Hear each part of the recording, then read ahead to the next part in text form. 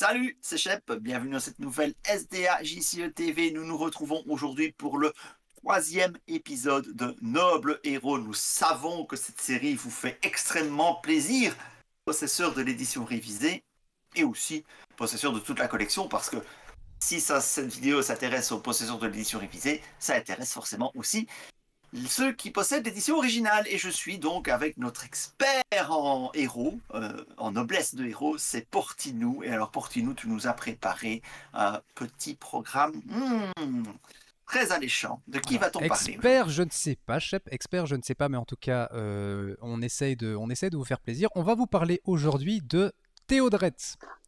Alors, Théodred, c'est un héros très connu, je pense, de la boîte de base, qui a été très souvent utilisé par les premiers joueurs dans leur premier deck, et puis qui, a priori, semble montrer ses limites au bout d'un moment, au point que, apparemment, certains joueurs aguerris ont pensé à en faire une carte reforgée.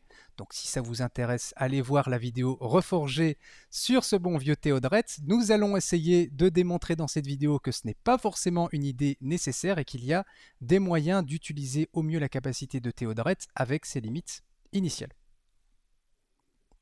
Donc on essaye un petit peu de torpiller Alion et Aorakis à distance. C'est moi qui avais gagné le reforgé de C'est Théodred, encore non? pire, c'est encore pire, chef. Tu es complice, c'est encore pire. Bon, ce bon vieux Théodred, on rappelle ce qu'il fait rapidement. Donc, c'est un héros commandement, 8 de menace, 1 de volonté, 2 d'attaque, 1 de défense, 4 points de vie, qui est noble, roi et guerrier. Et surtout, c'est sa réponse qui intéresse tout le monde ici. Quand Théodred s'engage dans une quête, choisissez un héros engagé dans cette quête, ajoutez une ressource à la réserve de ce héros. Théodred est donc un générateur de ressources très apprécié, surtout en collection limitée. Et donc j'imagine, mon cher Portinou, qu'ici l'idée, ça va être de se poser la question, mais comment profiter de la génération de ressources de Théodred et en même temps de profiter des autres qualités du héros, et notamment son 2 d'attaque. Tout à fait. Alors évidemment, le gros problème avec Théodred, c'est que sa capacité nécessite de l'envoyer en quête, sachant qu'on parle d'un héros qui quête pour 1. Donc évidemment, sur le papier, ce n'est pas très sexy. En gros, vous inclinez un héros pour avoir un de quête. Mais la force de Théodred n'est pas là. Toute la force de Théodred, c'est de l'incliner pour gagner une ressource. Dans le premier épisode, quand on parlait de Béravor, j'avais mentionné le fait que je n'avais pas honte, sur les premiers tours, d'incliner d'entrée Béravor pour sa capacité et prendre une avance sur le jeu en termes de nombre de cartes en main. Ce qui veut dire sacrifier un héros pour des cartes. Mais ici, Théodred, vous pouvez pratiquement considérer que c'est la même idée. Vous allez sacrifier un de vos héros pour gagner une ressource supplémentaire. Alors vous allez vous dire, c'est seulement une ressource supplémentaire. Oui, mais les ressources dans le Seigneur des Anneaux, c'est tellement critique que cette petite ressource supplémentaire par tour, ça peut faire toute la différence. Le gros avantage aussi avec Théodred, si vous remarquez, c'est que vous pouvez changer à chaque tour de héros à qui vous donnez la ressource.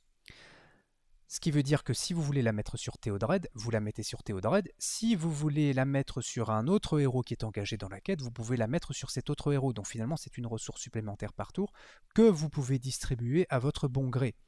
Vous notez aussi que ce héros n'a pas besoin d'être un héros que vous contrôlez. Ça, c'est quelque chose qu'on a parfois tendance à oublier. Théodred peut très facilement donner une ressource à un héros d'un copain. Si vous jouez en multijoueur, c'est aussi une manière de booster le copain qui aurait besoin d'un accélérateur. Au hasard, prenons le cas de Gimli dont nous avons parlé dans l'épisode précédent, qui a beaucoup d'attachements qui sont très chers. Mettre une ressource supplémentaire sur un héros tactique du contrôleur de Gimli, c'est aussi une manière d'accélérer la vitesse à laquelle Gimli pourrait être stuffé. Donc mine de rien, cette petite capacité trouve une contrepartie dans la faible volonté de Théodred, mais ça permet finalement de l'équilibrer de manière relativement raisonnable. C'est un héros qui est peu puissant, mais c'est un héros qui peut être très intéressant à partir du moment où on essaie de tirer le plein parti de sa capacité. Dans la première vidéo consacrée à Béravor, on avait dit piocher, c'est gagné.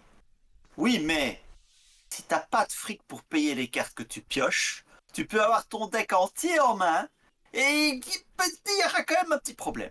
Donc oui, piocher c'est gagner, mais il faut avoir de quoi payer les cartes. Donc gagner des ressources, c'est essentiel. Tout à fait. Et alors, un petit avantage de Théodred qu'on ne mentionne pas souvent, c'est qu'il n'a que 8 en menace. Mine Tout de à fait. rien, 8 c'est très peu si on regarde la moyenne générale des héros. Vous avez beaucoup de héros qui vont avoir 9, 10, 11, voire plus de menaces. La plupart des héros qui sont en dessous de 8 sont des héros peu puissants. On peut penser par exemple aux héros Hobbit qui vont demander de construire autour. On peut penser par exemple à Bifur. Mais beaucoup de héros ont un coût en menace qui est supérieur à celui-là. L'avantage ici, pourquoi est-ce qu'on mentionne ce coût en menace qui est faible, c'est que vous allez démarrer avec une menace qui est dans la tranche basse. Ce qui veut dire aussi que la plupart du temps, les ennemis ne vont pas vous engager d'entrée de jeu.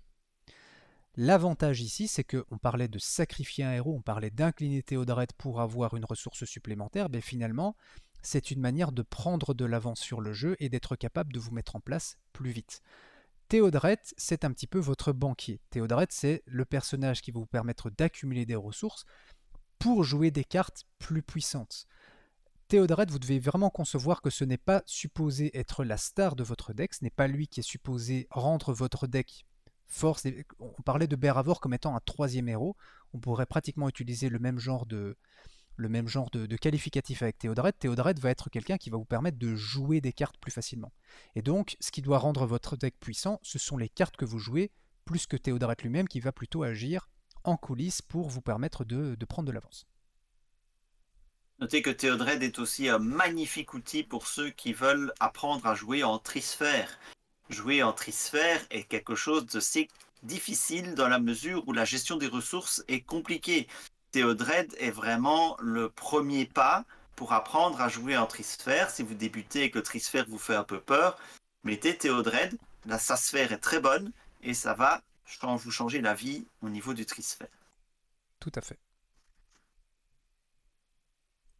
Alors, quelles sont les cartes qui vont bien avec Théodred, mon cher Portino? Alors, avant de mentionner les cartes qui vont bien avec lui, je ne pouvais pas ne pas mentionner le combo dont, à mon avis, tous les joueurs débutants ont fait la découverte quand ils ont ouvert la boîte de base. C'est le combo avec Aragorn. Aragorn, commandement. Alors, Aragorn commandement, c'est un héros qui a 12 de menace, 2 points de volonté, 3 points d'attaque, 2 points de défense et 5 points de vie. Les traits d'une d'un noble et rôdeur, qui a le trait sentinelle également et qui a une réponse quand Aragorn s'engage dans une quête, dépenser une ressource de sa réserve pour le redresser. Alors Shep, on Voilà. mentionnait le fait que les joueurs débutants ont très vite découvert ce combo. Vous engagez Théodred et Aragorn dans la quête. Théodred donne une ressource à Aragorn qui la dépense immédiatement pour se détape. Oui, voilà, c'est l'idée. Hein. Et c'est sympa comme petite combo. Hein. Alors, ça vous permet d'avoir deux quêtes d'Aragorn et d'avoir Aragorn disponible derrière pour faire ce que vous voulez avec le reste de ses stats qui sont évidemment très intéressantes. Donc, c'est sympa et ça vous coûte finalement, ça vous coûte rien parce que la ressource, vous l'avez gagnée, vous l'avez dépensée immédiatement. Donc voilà, en gros, jouer Théodred et Aragorn, c'est l'assurance d'avoir 3 quêtes et un Aragorn redressé après. Alors, c'est un combo qui fonctionne très bien avec la boîte de base. Maintenant, je vais avoir tendance à vous dire, à partir du moment où votre collection s'étend un petit peu, je vous déconseille de réutiliser ce combo-là. Pourquoi? Parce que l'avantage de Théodred, comme on a dit, c'est de prendre de l'avance sur le jeu pour jouer des cartes puissantes. Ici, la ressource que vous générez, elle ne sert entre guillemets que à redresser Aragorn. Si vous faites un petit peu le compte, vous engagez Théodred et Aragorn dans la quête pour 3 de volonté, et vous redressez Aragorn qui a de belles stats en attaque ou en défense, mais au final, ça vous a permis de quêter à 3, de taper à 3. Et c'est tout, vous n'avez pas pris d'avantage supplémentaire sur le jeu. Si vous regardez, vous avez des héros qui sont individuellement déjà capables de quêter à 3, voire à 4 si on pense par exemple à Éowyn, et vous avez déjà des héros qui sont capables de taper à 3 tout seuls. Donc au final, quêter à 3, taper à 3, ce n'est pas si fort que ça à partir du moment où vous avez des alternatives. Donc je pensais nécessaire de mentionner ce combo pour vous dire que si vous avez juste la boîte de base, c'est évidemment un combo qui peut très bien fonctionner, mais au-delà de la boîte de base, c'est plutôt un combo que je vais avoir tendance à déconseiller d'utiliser. Il y a des manières plus intéressantes d'utiliser la ressource de Théodred que de juste redresser Aragorn. Voilà, la valeur d'une ressource est tellement grande que c'est trop cher de l'utiliser juste pour redresser Aragorn. Hein, surtout qu'on a des cartes qui permettent de redresser. Si on veut vraiment redresser Aragorn à chaque tour, on lui tape un courage inattendu et il se redressera Voilà. à chaque tour et on rentabilisera bien plus que dépenser la ressource de Théodred à chaque fois. Surtout que la ressource de Théodred, rappelez-vous, et ça gardez-le bien en tête, on l'a déjà dit, on le répète, c'est une ressource potentiellement de n'importe quelle couleur, chez n'importe qui. Tout à Ça fait. en fait donc une puissance énorme. Donc on pourrait tout à fait concevoir qu'on a un troisième héros qui est de la sphère énergie. Si c'est un héros de la sphère énergie, la plupart du temps on a envie de l'envoyer en quête. Vous pouvez penser à Éowyn, vous pouvez penser à Arwen par exemple. Vous mettez une ressource supplémentaire sur Éowyn ou Arwen, ben, ça vous permet d'avoir une ressource supplémentaire au tour suivant pour mettre un courage inattendu sur Aragorn. Mine de rien, en un tour, vous avez été capable de reproduire la capacité d'Aragorn, sauf qu'à partir de là, toutes les ressources supplémentaires vont pouvoir être utilisées de manière différente. Donc au final, ce que vous faites ici de manière innée avec Aragorn, vous pouvez tout à fait le répliquer avec des moyens très simples. Et on va essayer du coup, Shep, de présenter d'autres cartes qui seraient plus intéressantes pour utiliser la capacité de Théodred. Yes. Alors, bah tiens, le mercenaire nain. Mercenaire nain, c'est un allié commandement qui coûte 1, pas cher. 2 de volonté, 2 d'attaque, 2 de défense, 3 points de vie. Il y a forcément une couille quelque part. Nain guerrier, ce sont ses traits. Forcé à la fin du tour, défausser le mercenaire nain, sauf si les joueurs en tant que groupe dépensent une ressource commandement. Ah bah tiens, voilà, une manière d'utiliser la ressource de Théodred. Alors, Shep, on l'a mentionné dans l'analyse des cartes de la boîte Chasse-Rêve. Il me semble que c'est dans cette boîte-là qu'est sorti le mercenaire nain. Oui, Le mercenaire nain, sur le long terme, c'est une arnaque. Parce que tout à fait. vous allez dépenser des ressources de manière inconsidérée pour un allié qui, finalement, devrait coûter, au vu de ses stats, 4 ressources. Et le désavantage, c'est qu'une fois que vous avez payé ces 4 ressources, ben, le mercenaire nain, il s'en va. Donc au final, vous payez pour l'avoir 3 tours à table. Évidemment, avoir un allié qui a 4 de base et qui a ses caractéristiques est plus intéressant. Pourquoi est-ce qu'on le mentionne ici avec Théodred? L'avantage du mercenaire nain, c'est qu'il rentre à table tout de suite, pour une seule ressource. Théodred, on a dit, est un héros que vous allez envoyer en quête pour la ressource et vous allez essayer de l'utiliser pour gagner un petit peu d'avance sur le jeu. Si vous regardez les statistiques du mercenaire nain, c'est typiquement un excellent temporisateur qui va vous permettre de vous mettre en place pendant que vous n'êtes pas encore complètement stuffé. Ces statistiques sont des statistiques que vous ne retrouveriez normalement sur un allié que vous êtes capable de mettre que au tour 3, au tour 4, le mercenaire nain, de la même manière qu'on avait parlé avec Beravor du rôdeur du Cardolan, est un allié qui, pour un coût minime, va vous permettre de prendre le temps de vous mettre en place. L'avantage avec Théodred, c'est que si vous avez besoin de le garder un deuxième tour, un troisième tour, voire un quatrième tour à table, mais finalement, il n'y a pas de surcoût. Alors vous allez dire, bah, tu nous as dit avec Aragorn que dépenser la ressource pour d'étape un héros, ce n'était pas forcément le plus intéressant. Donc pourquoi est-ce que ce serait intéressant d'utiliser la ressource pour maintenir un allié à table? Bah, parce que cet allié, il est extrêmement polyvalent. Vous pouvez tout à fait l'utiliser pour encaisser une grosse attaque. Vous pouvez tout à fait l'utiliser pour mettre ces 2 petits points de quête qui pourraient vous manquer, ou ces 2 petits points d'attaque qui pourraient vous manquer. Vous le laissez à table le temps dont vous en avez besoin, et pendant que vous le laissez à table, vous accumulez le reste de vos ressources pour jouer des cartes. Donc c'est une excellente solution temporaire. Le mercenaire nain va être très utile avec Théodred en début de partie.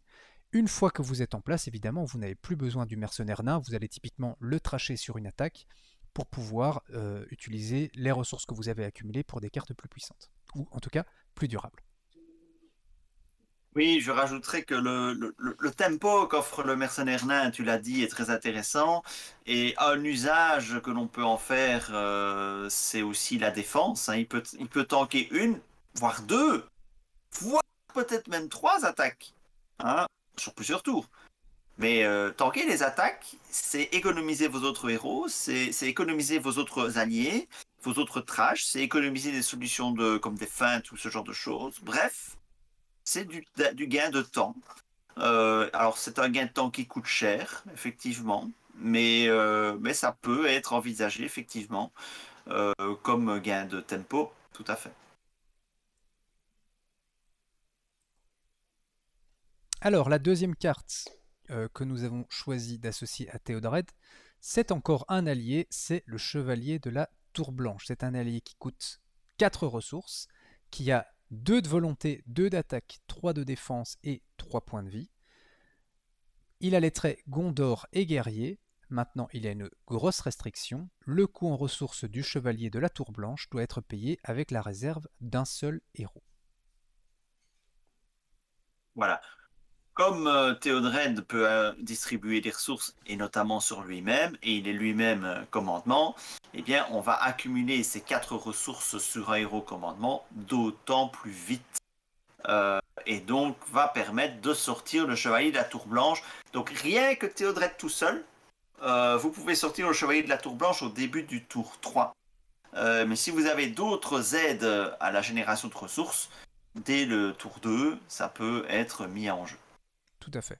Pour Donc, un allié qui a une statline extrêmement impressionnante. tout à fait. Donc c'est effectivement, avec la capacité Théodred, pour peu que vous la mettiez sur Théodred lui-même, finalement il vous faut accumuler des ressources pendant 2 tours pour jouer un chevalier de la Tour Blanche. C'est un allié extrêmement puissant. Il y a peu d'alliés qui ont une statline aussi impressionnante, donc la contrainte est majeure, mais une fois que vous l'avez à table, un chevalier de la Tour Blanche, c'est extrêmement intéressant. Alors si vous arrivez à en mettre 2 ou en mettre 3, probablement que la partie est quasiment gagnée de votre côté. Avec 2 ou 3 chevaliers de la Tour Blanche sur la table, vous êtes extrêmement confortable. Surtout ce 3 points de défense et 3 points de vie vous permet de l'utiliser pour tanker une attaque à 5. Si vous avez 2 chevaliers de la Tour Blanche, a priori, vous êtes difficilement perméable. Alors évidemment, il y a d'autres possibilités de faire rentrer le chevalier de la Tour Blanche. On peut penser par exemple à ce bon vieil intendant du Gondor qu'on ne présente plus. Maintenant, l'intendant du Gondor nécessite que vous le piochiez et que vous ayez le chevalier de la Tour Blanche aussi. Donc vous avez besoin d'avoir les 2 cartes. L'intendant du Gondor lui-même va demander que vous ayez déjà 2 ressources pour pouvoir le jouer, et derrière vous allez encore besoin d'avoir un tour supplémentaire. Mine de rien, les circonstances dans lesquelles vous allez avoir les 2 cartes en main et le tempo pour jouer ne sont pas si fréquentes que ça. Avec Théodred, encore une fois, on est capable beaucoup plus facilement avec le chevalier de la Tour Blanche uniquement en main de se retrouver très rapidement avec un allié puissant. Et vous allez évidemment, n'oubliez pas que vous avez les ressources de vos autres héros pour jouer d'autres cartes. Donc ici, on se sert de la capacité de Théodred. On parlait du fait qu'il va plutôt agir en coulisses pour mettre des cartes puissantes sur la table. Mais le chevalier de la Tour Blanche est évidemment la carte typique qu'on va avoir envie de poser avec la capacité de Théodred. La petite analyse que tu viens de faire sur ce chevalier de la Tour Blanche me donne envie de faire une petite, c'est pas une aparté parce qu'on reste dans le thème, mais sur une particularité du Seigneur des Anneaux. En fait, dans Seigneur des Anneaux, lorsque vous avez un deck, euh, si vous comptez absolument sur une carte de votre deck pour que votre deck tourne, c'est un problème. Donc, il faut essayer de construire un deck. Les meilleurs decks sont des decks en fait qui peuvent se débrouiller, même si leurs pierres essentielles ne sortent pas tout de suite. Ce sont des decks qui ont d'autres solutions. Ce sont des decks qui sont capables de s'adapter. Et c'est bien ce qu'on dit ici. Si vous comptez sur votre intendant pour sortir votre chevalier de la Tour Blanche, c'est bien ce que tu as dit, ça va vous poser parfois des problèmes. Parfois ça sortira très bien, puis parfois ça sortira pas. Ici, vous n'avez pas besoin d'avoir une carte en particulier. Vous savez juste qu'en accumulant les ressources avec Théodred, vous pourrez le sortir. Et plus vite que en attendant l'accumulation naturelle des ressources. Donc c'est ça qui est important, et donc c'est un conseil qu'on peut appliquer à peu près tous les decks du Seigneur des Anneaux, en particulier si vous débutez. Essayez d'avoir un deck qui va se débrouiller, même si l'intendant ne sort pas, par exemple, ou même si une carte que vous jugez extrêmement importante ne sort pas, vous devez pouvoir tenir le coup malgré tout. Voilà. Je vais juste faire cette petite parenthèse-là, parce que ça illustrait très bien ce propos-là. Tout à fait. Et un petit tip qu'on peut donner aussi aux joueurs débutants pour faire du deck building, c'est de tester votre deck en retirant l'une ou l'autre carte de votre deck. Donc typiquement, Essayez d'utiliser votre deck sans l'intendant. Vous retirez l'intendant de votre deck, vous mettez une autre carte à la place et vous regardez si votre deck fonctionne toujours. Si ça fonctionne toujours, ben, l'intendant va simplement être un accélérateur de votre deck. Quand vous le piochez, tant mieux. Si vous ne le piochez pas, ben, vous avez déjà la certitude que votre deck tourne quand même. Donc effectivement, il faut être capable de vous passer de n'importe quelle carte. Et donc ici, ben, le chevalier peut fonctionner sans autre carte avec Théodred.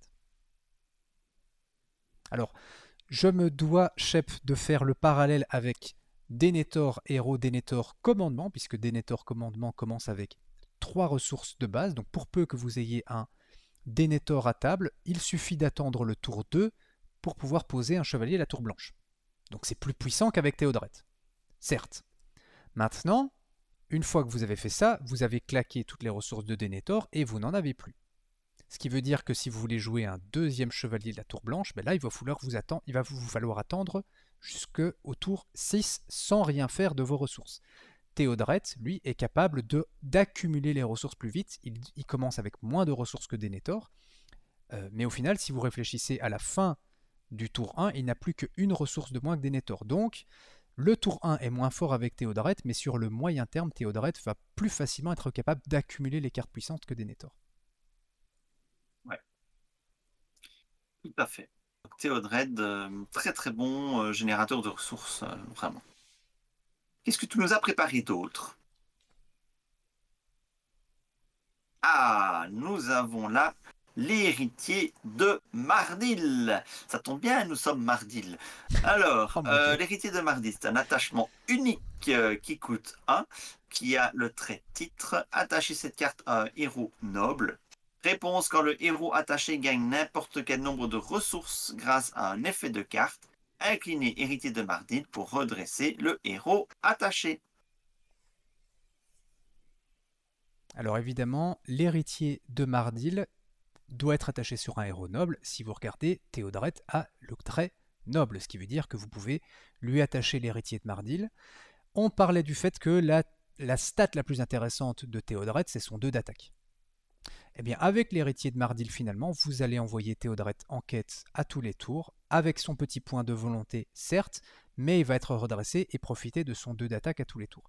On pourrait en fait considérer que l'héritier de Mardil, c'est pour une ressource un attachement qui vous donne 2 d'attaque supplémentaires sur Théodred. On peut quasiment le considérer comme ça.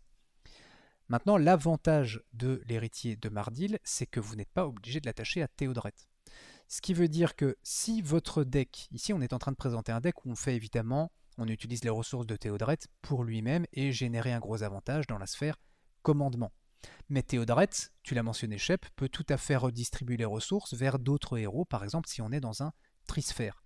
Si vous avez un autre héros noble qui a besoin de ressources et que votre stratégie tourne autour de l'idée de mettre les ressources de Théodred sur cet autre héros, et si cet autre héros est relativement polyvalent, vous lui attachez l'héritier de Mardil, ce héros va pouvoir quêter avec sa stat et se redresser pour soit attaquer, soit défendre avec une autre stat. La seule contrainte, c'est que le héros attaché soit noble, mais donc pensez que cette carte, naturellement on a envie de l'attacher à Théodred, mais il y a d'autres possibilités, donc elle est finalement relativement flexible en fonction de ce que vous voulez, de la manière dont vous voulez orienter votre deck. Oui, donc très très belle carte avec Théodred. Pour peu que vous ayez un héros noble éligible, héritier de Mardil, c'est quasi auto-include avec Théodred. Hein. Enfin, c'est une étape facile.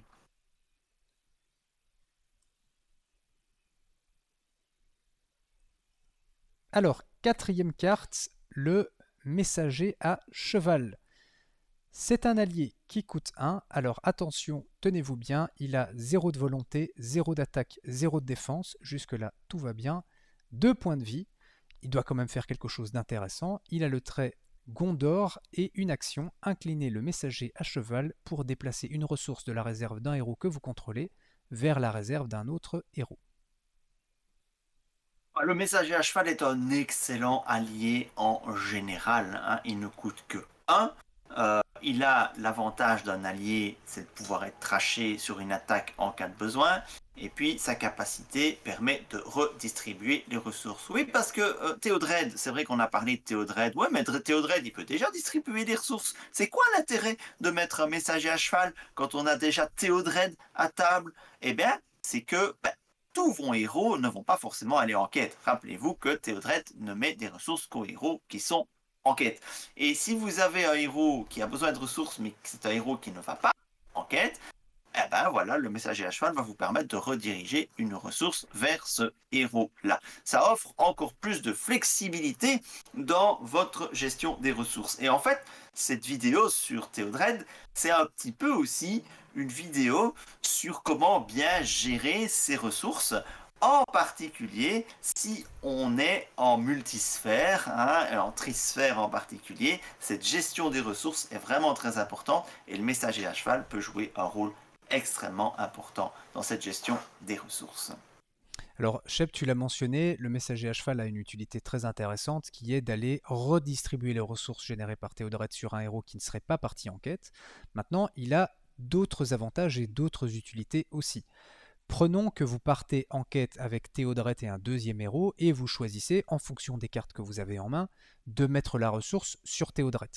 Et puis paf, vous piochez, admettons, un courage inattendu très pratique, sauf que vous aviez un deuxième héros énergie à qui vous n'avez pas donné la ressource supplémentaire. Eh bien, le messager à cheval va vous permettre, au tour suivant, de redispatcher la ressource vers l'autre héros. Donc ça vous permet, en fonction des cartes que vous piochez, de vous adapter. Donc c'est évidemment quelque chose d'extrêmement flexible. Et comme tu l'as dit, ça peut être facilement redistribué vers les héros qui ne sont pas partis en quête. Je fais mention d'un autre petit combo dont on n'a pas parlé, c'est l'héritier de Mardil. Si vous regardez l'héritier de Mardil que vous attachez à un héros noble, c'est une carte qui vous permet de redresser le héros à qui vous donnez une ressource. Ça peut être un combo très intéressant d'attacher l'héritier de Mardil à un héros pour lui donner une ressource et le redresser, et dans un second temps de redispatcher la ressource vers un autre héros qui en aurait plus besoin. Donc finalement, si vous le prenez comme ça, le duo messager à cheval héritier de Mardil fait ce que ferait un courage inattendu pour la phase de quête. Ça vous permet de redresser un héros indépendamment de la ressource à qui vous l'avez donné. Alors vous allez dire, pourquoi ne pas jouer tout simplement le courage inattendu? Si votre deck n'a pas accès à la sphère énergie, vous avez tout à fait la possibilité d'utiliser ce combo pour compenser. Et c'est ça aussi tout l'intérêt de cette série et des combos que tu nous prépares, c'est de trouver des alternatives à ce qui apparaissent comme des évidences, mais si on n'a pas la sphère, cette évidence-là n'existe pas. Et donc voilà, il y a moyen de compenser, absolument. Sans contrepartie, hein, parce qu'une fois que vous avez le messager à cheval et héritier de Mardin, vous n'avez aucune contrepartie de redresser ce héros à la phase de quête. Alors Shep, je vais donner un petit exemple très intéressant d'utilisation du combo que je viens de mentionner. On peut prendre le héros qui s'appelle Elrond, qui est un petit héros, pas très puissant, pas très intéressant. La plupart des joueurs considèrent que c'est un héros moyen. Bon, évidemment, Elrond, c'est un héros que vous avez envie d'incliner pour utiliser Villia. Je réexplique aux joueurs qui ne voient plus ce que font Elrond et Villia. Villia, c'est l'anneau que vous allez attacher à Elrond. Vous devez incliner Elrond et Villia pour regarder la première carte de votre deck et, si possible, la jouer. Typiquement, Elrond est un héros qui a besoin de peu de ressources pour fonctionner. Pourquoi est-ce que Elrond a besoin de peu de ressources? Parce qu'avec Villia, vous inclinez Elrond et son anneau, vous jouez une carte gratuitement. Par contre, Elrond a 3 points de volonté, vous avez typiquement envie de l'envoyer en quête. Vous lui attachez un petit héritier de Mardil, vous lui donnez une ressource pour le redresser. Il avait 3 points de volonté, mais derrière, il a aussi 2 points d'attaque et 3 points de défense. Donc c'est un héros qui est extrêmement polyvalent. Vous allez le redresser avec l'héritier de Mardil, et avec le messager à cheval, vous allez redistribuer la ressource que vous venez de donner à Elrond à un autre héros qui en aurait plus besoin. C'est une des utilisations, mais vous voyez que ce genre de combo peut être très utile si vous avez un héros noble puissant dont vous avez envie de faire plusieurs utilisations.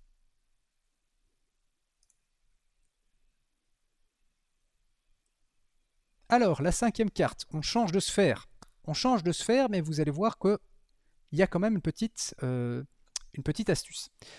C'est un événement qui s'appelle Tenir compte du rêve. C'est un événement de la sphère connaissance qui coûte une ressource. Action, choisissez un joueur. Ce joueur cherche une carte parmi les 5 premières cartes de son deck, l'ajoute à sa main et mélange son deck. Ensuite, les joueurs en tant que groupe peuvent dépenser 3 ressources commandement pour que ce joueur cherche une autre carte dans son deck, l'ajoute à sa main et mélange son deck. Voilà, tenir compte du rêve, je considère que c'est une très très belle carte de pioche. Pour moi, c'est la meilleure carte de pioche payante du jeu. Donc, j'exclus évidemment les runes de Daeron et les sommes de connaissances. Donc, tenir compte du rêve, donc, déjà, c'est une ressource. Donc, Théodred, il fournit une ressource. Donc, déjà, ça, c'est. Ah, ça permet de payer si vous mettez la ressource de Théodred sur Aéro Connaissance. Mais aussi, la deuxième partie de la capacité de tenir compte du rêve, qu'on va utiliser moins souvent, les joueurs en tant que groupe peuvent dépenser 3 ressources commandement pour que ce joueur cherche une autre carte dans son deck. C'est extrêmement puissant parce que cette autre carte, c'est une carte que tu veux dans tout ton deck. C'est un tuteur absolu, cette deuxième capacité. Et c'est pour ça qu'elle est très chère. Ah ben, Théodred, il peut déjà vous fournir une ressource pour alimenter c'est l'activation de cette deuxième capacité. Alors comme tu l'as dit, Shep, c'est effectivement une capacité qu'on va peu souvent utiliser la plupart du temps. Enfin, la deuxième partie, on va peu souvent l'utiliser à cause de son coût. Mais l'avantage avec Théodred, c'est que finalement, le coût n'est pas si important que ça. Et vous pouvez tout à fait, une fois que vous avez cette carte en main, vous dire, vous avez une ressource sur Théodred, vous l'envoyez en quête, vous lui donnez une deuxième ressource. Il aura sa ressource suivante au tour d'après. Vous avez les 3 ressources commandement pour aller chercher n'importe quelle carte dans votre deck. Théodred fait partie de la sphère commandement. Je vous donne un exemple très bête, très basique d'utilisation que vous pourriez faire. Vous avez une attaque furtive en main. Et juste une attaque furtive en main. Donc évidemment, cette carte va vous permettre d'aller chercher ce bon vieux Gandalf dans votre deck et d'être sûr que vous pouvez optimiser, coucou Alex, le combo attaque furtive Gandalf. C'est une utilisation très simple, mais si vous avez vraiment envie ou besoin d'une carte particulière à un moment donné, c'est un piocheur absolu, c'est un tuteur absolu. Vous allez chercher n'importe quelle carte dans votre deck. La première partie est déjà extrêmement puissante. Vous choisissez une carte parmi 5. On ne mentionnera jamais assez la puissance que ça peut avoir de choisir une carte, mais ici, vous allez carrément avec la deuxième partie choisir n'importe quelle carte. Mais pour pouvoir jouer ça, il faut générer de la thune. Et donc, Théodred permet de générer cette thune. Ne négligez pas à tenir compte du rêve. C'est une carte qui peut être extrêmement intéressante. J'ai envie de dire en particulier si vous êtes débutant et que vous n'avez pas encore l'habitude de toutes les subtilités des rouages, des mécaniques du jeu et de votre deck, ben ça peut vous permettre d'aller chercher la carte directement dont vous avez besoin. La fameuse carte sans laquelle votre deck ne tourne pas. Vous voyez, dont je parlais tout à l'heure. Ben ça vous permet d'aller la chercher. Voilà, si vous n'êtes pas encore habitué à vous servir de votre deck autrement. Voilà, et puis l'avantage, c'est que, encore une fois, vous pouvez aller chercher n'importe quelle carte de n'importe quelle sphère. Donc, selon les besoins, vous pouvez vraiment adapter. Typiquement, vous n'avez pas en main un chevalier de la Tour Blanche ou vous n'avez pas le mercenaire nain qui peuvent être pour lesquels vous pourriez utiliser les ressources de Théodred. Vous avez cette alternative pour aller chercher une carte qui va vous permettre de booster votre jeu selon que vous avez besoin de baisser votre menace, que vous avez besoin de quête, que vous avez besoin de défense, que vous avez besoin d'attaque. Peu importe ce dont vous avez besoin, tenir compte du rêve avec les ressources générées par Théodred va vous permettre d'aller le chercher.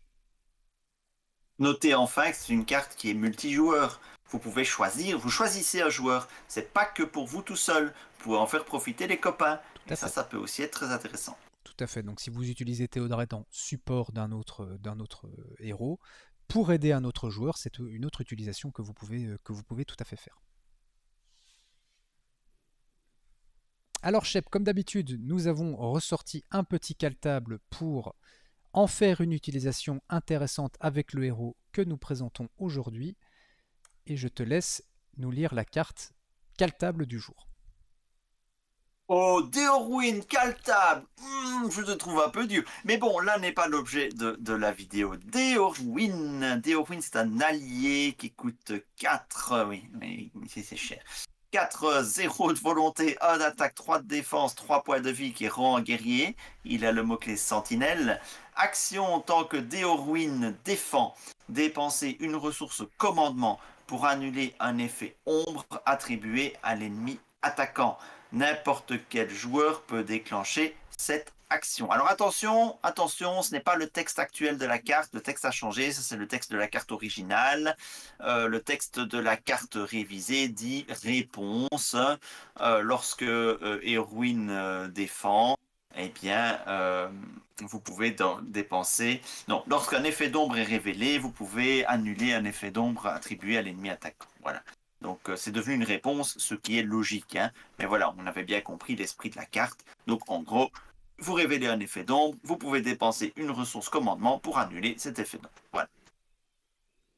Et donc, c'est une manière d'utiliser la ressource commandement de Théodred. Parce qu'on en est là, la vidéo, elle tourne autour de ça. Utiliser cette ressource en surplus générée par Théodred. Comment peut-on l'utiliser? Et tu nous démontres quelques manières de l'utiliser.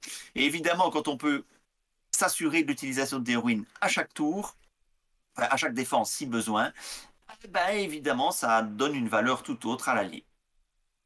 Alors, Shep, tu disais que j'étais dur en parlant de Caltable avec Déorwin. Je parle de Caltable pour mentionner le fait que des défenseurs sentinelles, il y en a d'autres qui sont déjà à disposition des joueurs de l'édition révisée, qui ont une défense équivalente, voire meilleure. On peut Et penser qui par coûte moins exemple, cher. voilà, et qui surtout coûte moins cher. On peut penser au guerrier de Runan qui peut défendre à 5, on peut penser au défenseur du Ramas qui défend à 4, et tous les deux ne coûtent que 2 ressources. Et évidemment, il y a des petites subtilités, donc ne m'incendiez pas dans les commentaires, Déorwin a des avantages du fait de son 3-3, mais il coûte très cher. Ouais. Ici, l'avantage, c'est que vous pouvez dépenser la ressource commandement pour annuler un effet d'ombre. Pourquoi est-ce que c'est intéressant? Parce que le moment où Théodred génère une ressource supplémentaire, c'est après la phase de quête. Typiquement dans le Seigneur des Anneaux, vous n'avez pas envie de thésauriser vos ressources. Vous avez envie, pendant la phase d'organisation, de dépenser la majeure partie de vos ressources, voire toutes vos ressources, pour mettre immédiatement des cartes à table. Ce qui veut dire qu'on n'a pas tendance à vouloir garder les ressources pour l'effet de Déorwin. On va plutôt avoir envie d'utiliser la ressource commandement pour mettre une carte. Ici, le timing de la dépense de Déorwin fonctionne très bien avec la capacité de Théodred. Vous allez générer une ressource commandement dont a priori vous ne pouvez rien faire jusqu'au tour suivant. Mais la capacité de Déorwin vous permet finalement, si vous avez une ombre très méchante qui venait à être révélée pendant que vous l'utilisez comme sentinelle ou pendant que vous l'utilisez comme défenseur, vous pouvez toujours l'annuler pour maintenir Déorwin à table. Ce qui le rend beaucoup plus intéressant. La plupart du temps, 9 fois sur 10, vous allez garder votre ressource commandement pour en bénéficier au tour suivant, mais c'est une petite assurance que vous pouvez utiliser pour être capable de finalement maintenir votre défenseur un tour, 2 tours, 3 tours, 4 tours supplémentaires. Ouais, exact. Et oui, j'apprécie le fait que tu aies dit au Seigneur des Anneaux, on ne thésaurise pas, parce que c'est absolument vrai. Et quand on va garder des ressources, c'est uniquement pour jouer ou déclencher des effets vraiment intéressants en phase de combat. Et de toute façon, cette ressource commandement, si vous l'utilisez pas pour Déorwin, vous pouvez toujours l'utiliser pour... attends, une attaque furtive, par exemple. On Par n'en a exemple. pas parlé parce que c'est totalement obvious, évidemment, hein, et on évite de parler des trucs trop obvious dans ce noble héros. Mais évidemment que la ressource d'attaque furtive, hein, la ressource de Théodred, vous la gardez aussi pour attaque furtive si nécessaire. Enfin, bref, voilà, vous avez compris l'idée. De toute façon, je dirais même Shep, vous jouez commandement, vous êtes nouveau joueur, vous mettez s'il vous plaît attaque furtive Gandalf dans votre deck, coucou Alex, mais s'il vous plaît, évidemment, que vous jouiez Théodred ou un autre héros commandement, ces cartes-là, vous allez les mettre. Par contre, Déorwin, avec un autre héros commandement, la plupart du temps, c'est pas forcément ce que vous avez, là que vous avez envie d'utiliser vos ressources. C'est ça. Alors évidemment, cela veut dire que tu joues tactique en même temps que Théodred. Voilà, ça implique d'autres contraintes. Maintenant, Théodred, il est roi. Déorwin, il est roi. On peut tout à fait l'envisager avec, avec un autre héros roi à côté. Donc, voilà, Tout à fait. c'est tout à fait envisageable. Et tu fais bien d'en parler, Shep, puisque, comme d'habitude, nous vous avons prévu un petit deck qui est déjà disponible dans la description de la vidéo et qui utilise toutes les cartes que nous avons mentionnées, y compris Déorwin, puisque le deck que nous proposons est un deck un petit peu atypique qui prend Théodred, Irgon et Glorfindel Connaissance comme héros. Donc uniquement des cartes qui sont disponibles en édition révisée, mais un deck qui peut être très intéressant pour tirer le plein parti de la capacité de Théodred. Sacrée liste, ça. Rien que le nom des héros, ça donne envie d'aller jeter un œil, parce que c'est atypique. Hein, donc voilà. C'est atypique et Vous en voulez termes avoir un de... deck atypique et qui tourne, hein, parce que Il tourne. tu t'assures aussi est-ce que les decks tournent. Hein. Donc c'est pas, on vous propose pas un deck comme ça qui vaut rien. Non, non, ça tourne. C'est un deck qui tourne, c'est un deck qui a passé plusieurs scénarios. Donc, pour vous donner une idée, c'est un deck qu'on teste systématiquement sur Voyage le long de l'Anduin, qu'on teste systématiquement sur Intrus au bois de Chais et sur la Chaussée des Morts. Donc, ces trois scénarios-là, de toute façon, sont utilisés comme test du deck. Le deck passe de manière fiable, de manière relativement régulière. Quand je dis de manière relativement régulière, c'est au moins 2 fois sur 3 les scénarios qu'on a mentionnés. Donc, si vous voulez un petit peu vous amuser avec Théodoret et sortir du fameux duo Théodoret-Aragorn, c'est une manière intéressante d'en profiter. Et, comme tu le mentionnais, Shep, d'utiliser un trisphère qui peut fonctionner de manière tout à fait fiable. Voilà. Eh bien, je pense que nous en avons terminé. Si vous avez apprécié cette vidéo, n'oubliez pas de nous mettre des petits pouces levés. N'hésitez pas à compléter nos propos dans les commentaires. N'incendiez pas le pauvre Portinou, hein, il vous l'a demandé, donc soyez gentils avec lui. Et en plus, peut-être plutôt que de l'incendier, bah, je sais pas, jetez-lui de la glace. Hein, en cette période estivale très chaude, ça nous rafraîchira tous. Et si vous n'êtes pas encore abonné, abonnez-vous pour ne rien manquer de la suite de nos nobles héros. Merci mon cher Portinou pour cette analyse portinante. Voilà, il fallait que je la fasse un jour. Dieu. Entre l'héritier de Mardil et Atanis Portinante, on vole très haut aujourd'hui, Shep. Et pourtant, il n'est pas tard, mais vous voyez qu'il est déjà fatigué. Hein. Soyez indulgent avec Shep. Tu savais à quoi t'engager quand tu voulais faire des vidéos avec moi. Ah oui, mais maintenant que j'y suis, c'est plus douloureux que ce que je pensais. Allez, à bientôt. Salut, salut. Salut!